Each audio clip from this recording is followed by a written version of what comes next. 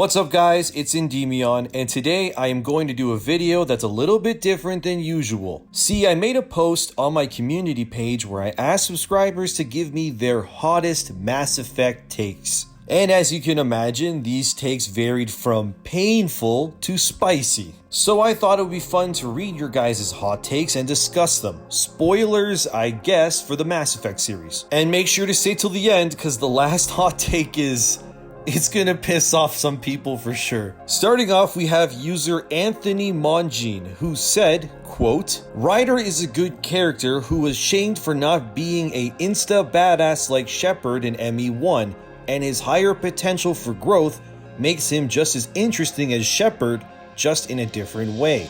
And then user Silas Yalno had this to say, Ryder was unlikable, awkward, and boring in my opinion. Ah yes.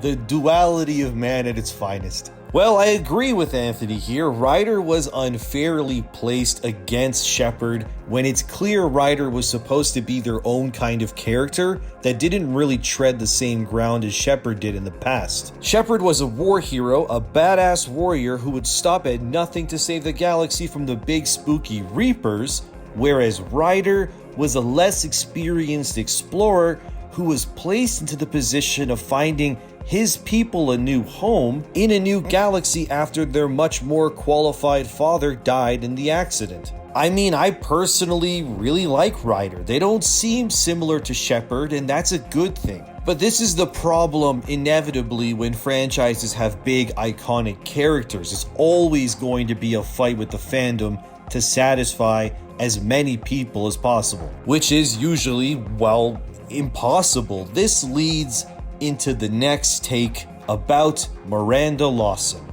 From user Rambling Deviant, they had this to say, quote, Hot take, Miranda in ME2 is a great intro character. She perfectly serves her purpose in the story while providing depth into Cerberus's wrongdoings, furthering the initial gray area Cerberus operates in more towards actual evil. While not having all the depth Garrus, Tali, or Liara has, she still has good enough depth for an introductory squad mate. On top of that, as Mass Effect fans, we can't deny the natural ooga booga we get just from looking at her. Plus, she's got a top-tier voice acting performance to boot. Miranda only really gets crapped on because everyone is stuck comparing her to the GOATs of the series instead of characters with similar levels of importance on the story. And with Deviant, I agree. Miranda is, in my opinion anyways, the best human squad mate of them all in the Mass Effect series. Is that a hot take? Probably. But I think it's true. When you think of it, when Mass Effect 2 came out in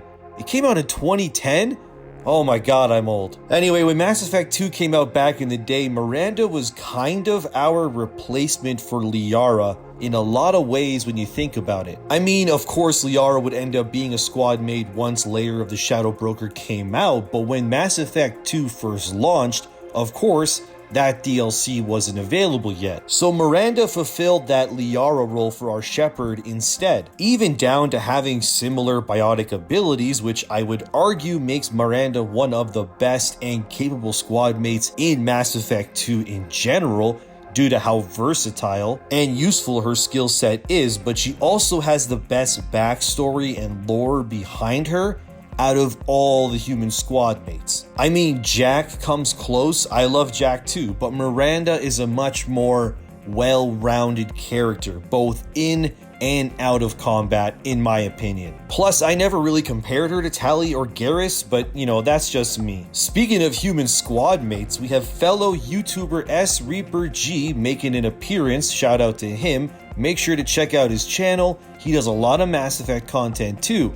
And he had this to say, quote, Ashley is actually a decent character that everyone says is racist, and I grant you all the first 2 games she is, but she softens over time, and by 3, she's referring to Tali as like a little sister to her, so she isn't racist by the 3rd game IMO, and everyone labels her as such anyway. Caden always bored me. Reaper, my man, I agree with you. Of the 2 options when it comes to Vermeer, I basically always choose Ashley over Kaidan. Because if I'm being honest, Kaidan is one of the most boring squad mates in the entirety of Mass Effect, in my opinion, Andromeda cast included. He just looks like a bizarro Elvis that doesn't bring anything that interesting to the table, in my opinion. He's even more less likable for me specifically because I usually play a Sentinel in the first game, which Kaidan is also a Sentinel, so he's even less important to my squad makeup as well. As for the Ashley hot take, yeah, I agree. Of course, you could look at Ashley as being racist, I guess, but in all honesty, you need to see where she's coming from. Her family fought in the First Contact War with the Turians, and she's understandably viewing the other alien races as being threats to humanity. It's not so much being racist in my opinion, but that she just lacks subtlety, I guess would be a good word for it. It's not like the Turians or Solarians, for example, don't distrust humans either. I mean, if I was a soldier in space and I met a bunch of alien races, you bet your ass I would find solace and comfort in my own race over the aliens, at least at first. I mean, they're literally aliens, and when your family bleeds and dies for the cause against the Turians, you kind of have to see where Ashley is coming from. She does become a much better character in 3 as well, and in my opinion, having finished the trilogy with both her and Kaidan in 3, yeah, even then Ashley's a better character in every conceivable way, again, in my opinion. Next, we have Ella Schultz, who had this to say, quote, "My biggest disappointment about the Mass Effect franchise is that you cannot romance a Krogan." And like I've said in the past, people, Mass Effect fans are once again some of the horniest fans in gaming, and I love it. So not being able to romance Krogans, I mean, okay, look, I get it. Let's be real, if BioWare fans had our way, everything and the kitchen sink could be banged, let's be honest. Now imagining a Krogan intimate scene with Shepard, well, I mean, it wouldn't be that weird, to be honest. Because when you look at Dragon Age Inquisition, you can sleep with Iron Bull, and not only that, but you can romance Iron Bull playing as a dwarf. And when you consider the size difference between Iron Bull and a dwarf, I mean, I'll just let your imagine run wild with that one. I don't want to get demonetized. So getting freaky with the Krogan doesn't seem all that weird, to be honest. Also, Krogans are based on bats of all things, so being the weirdo that I am, I decided to look up what a bat's, looked like, and well, first off, I laughed out loud. I mean, come on, I'm probably on a watch list for Googling what a bat's downstairs looks like, but you know what? I think it would work. You do you, Ella. Live your life and climb them theoretical trees. Be free. I'm just gonna keep going on with the video now. Next, we have Joshua McKay with a really good suggestion. It's not really a hot take, but man, is it a good idea. Quote, "Kailang should have been a squad member in 2, then an enemy in 3.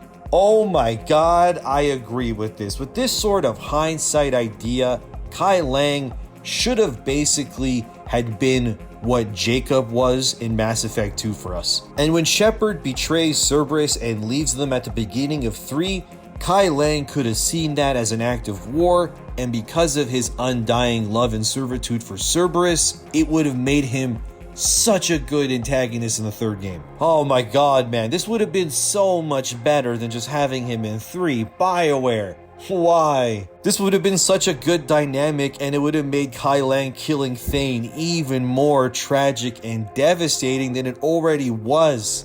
What could have been. Great suggestion though, Joshua. J Chapman had this to say, quote, "As much as I love my boys, Rex and Grunt, the Genophage was the right choice for the galaxy." Damn. Well, we all know J Chapman was part of that 10% who shot Morden then, don't we? You monster. I can't imagine letting my boys Rex and Grunt die for no reason, not to mention Morden. That's just wild to me, but that is definitely a hot take, so thank you, Chapman. Comrade Kev had this to say, quote, "The most fun class to play? Engineer." That is just blasphemy. Utter blasphemy. Just let's just move on.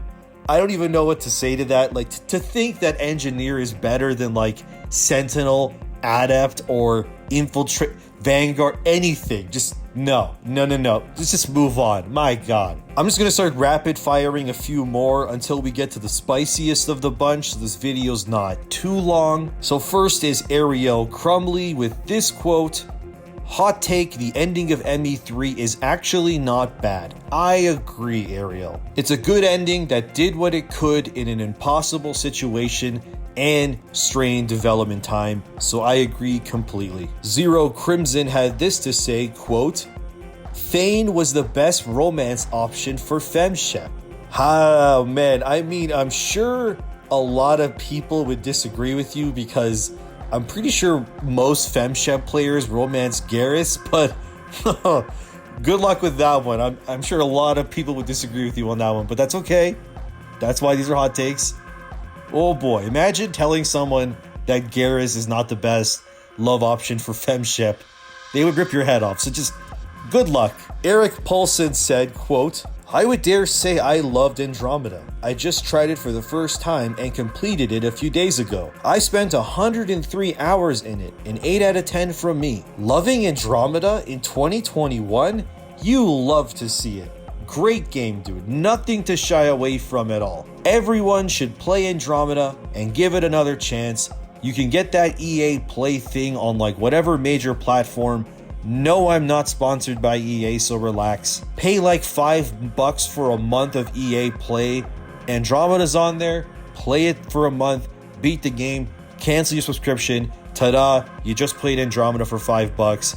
Go enjoy it. The Haze Brothers had this to say, quote, "Who knew that pulling the trigger on one semi-transparent kid would have such a detrimental effect on the entire galaxy?" Are you guys throwing shade that the ending of Mass Effect was bad?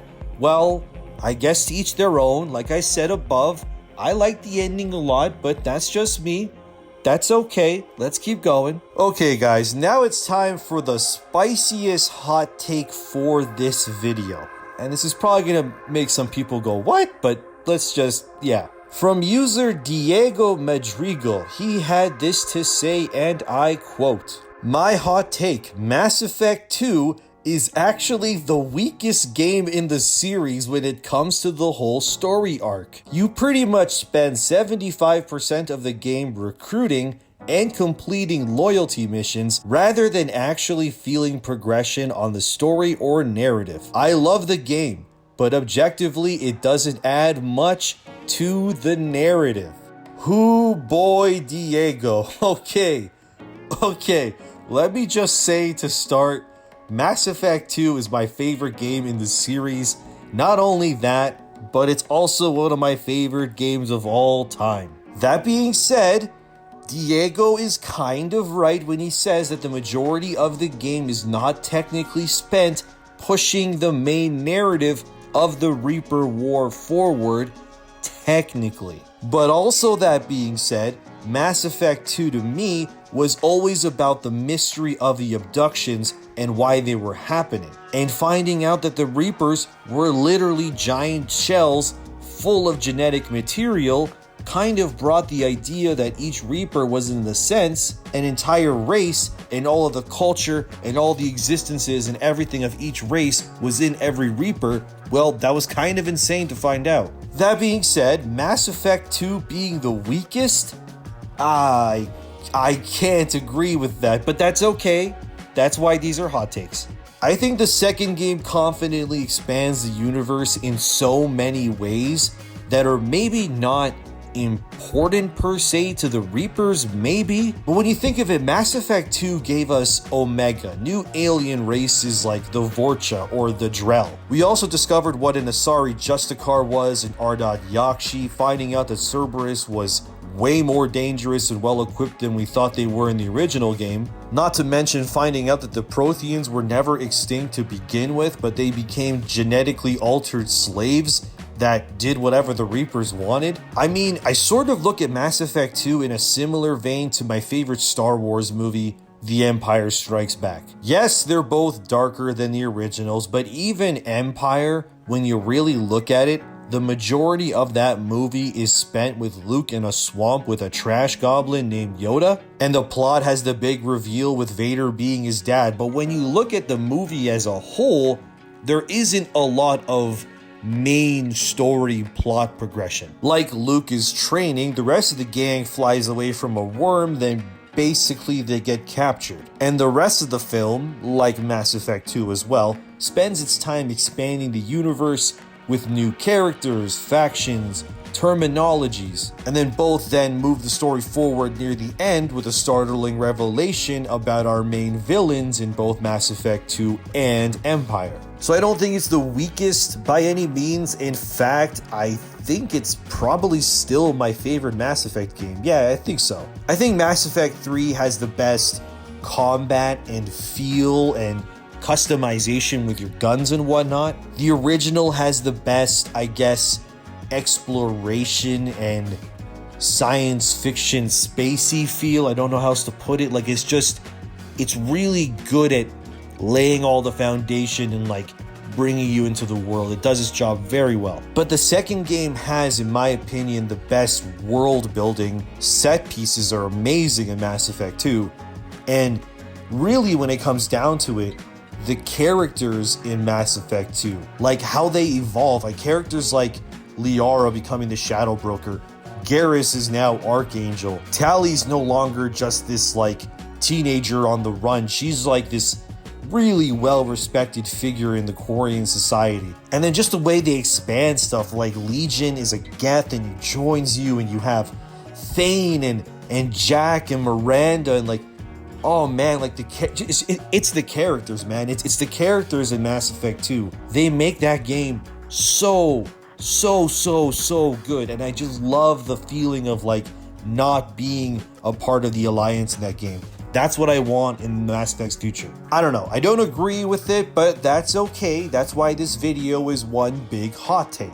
Well guys, that's the video on my subscribers' biggest Mass Effect hot takes. If you guys want me to do another one of these, let me know in the comments below. Or you could even drop your hot takes in the comments and I could discuss those in the future too. I also want to do a general gaming hot take where it's not just Mass Effect, but everything goes. Let me know if you guys want to see that too. And if you love Mass Effect, I got a ridiculous amount of content on the channel, so please like, subscribe, all the things the algorithm loves. It gives my life meaning. I'm Endymion. This video is probably going to be super long. I already know, just based on me recording it, it's going to be a pain to edit, but it's all good. Thank you guys for watching. I'll see you in the next one. And if you'll excuse me, I'm going to go scream into the void now. See you next time.